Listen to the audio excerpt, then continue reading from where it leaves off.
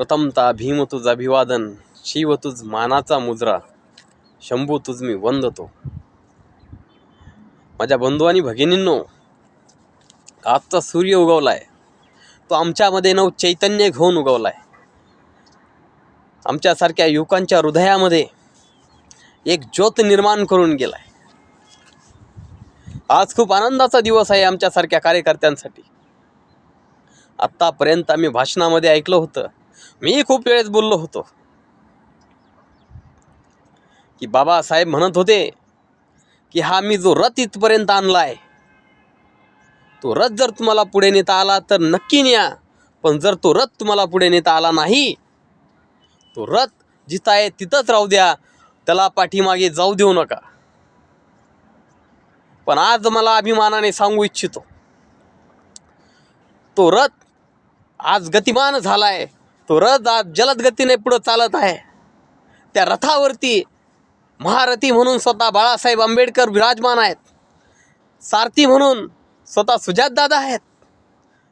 त्या रथाचे घोडे स्वाभिमानी आहेत. त्या रथाला कणखर चाक भेटले आहेत. त्या रथाचं साठ विद्वत्तेनं ज्ञानानं भरलेलं आहे, म्हणून तो रथ आज गतिमान झालाय. आज उत्स्फूर्त दिवस आहे आमच्यासाठी. आज आम्हाला नगर परिषदमध्ये, नगरपंचायतमध्ये जे यश भेटलंय ते अतुलनीय आहे. हे यश आम्ही असंच पुढं ठेवून प्रस्थापितांना सांगू इच्छितो, येणारा काळ आमचा आहे, लक्षात ठेवावं. बाळासाहेब आंबेडकरांच्या नेतृत्वामध्ये इथला प्रत्येक गोरगरीब, इथला मागासवर्गीय, आलुतेदार बलुतेदार, ज्याला सत्तेचं दार माहीत नव्हतं, त्याला बाळासाहेबांनी सत्तेत नेऊन बसवण्याचं काम केलं आहे. सुजातदादांच्या नेतृत्वाखाली, बाळासाहेबांच्या नेतृत्वाखाली आमच्यासारखे हजारो कार्यकर्ते, लाखोनी कार्यकर्ते प्रयत्न करत आहेत, प्रयत्नशील आहेत. आणि आज त्या प्रयत्नाचं आम्हाला योग्य फळ मिळालं आहे. नगर परिषद, नगरपंचायतीमध्ये आम्हाला जो विजय मिळाला आहे,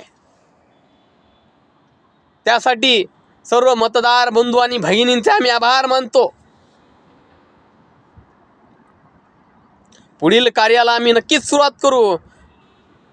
अरे ये तो सिर्फ झाकी है, पुरा इलेक्शन अभी बाकी है. अरे अजून तर खूप इलेक्शन बाकी आहेत. नगरपालिकेचं इलेक्शन बाकी आहे, महानगरपालिकेचं इलेक्शन बाकी आहे, पंचायत समितीचं इलेक्शन बाकी आहे, जिल्हा परिषदेचे इलेक्शन बाकी आहे. त्यामध्ये सुद्धा आमची कामगिरी अभूतपूर्व असेल याची मी ग्वाही देतो.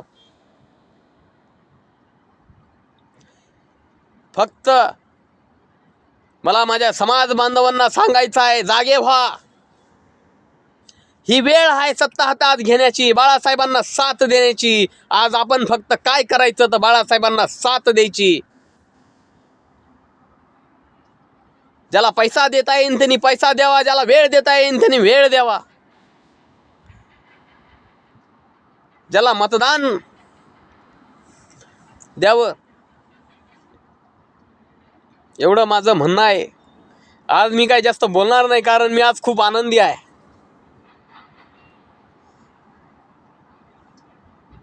माझ्या साहेबांनी खूप प्रयत्न केलेत, आयुष्यभर झिजलेत माझे साहेब माझ्या समाजासाठी.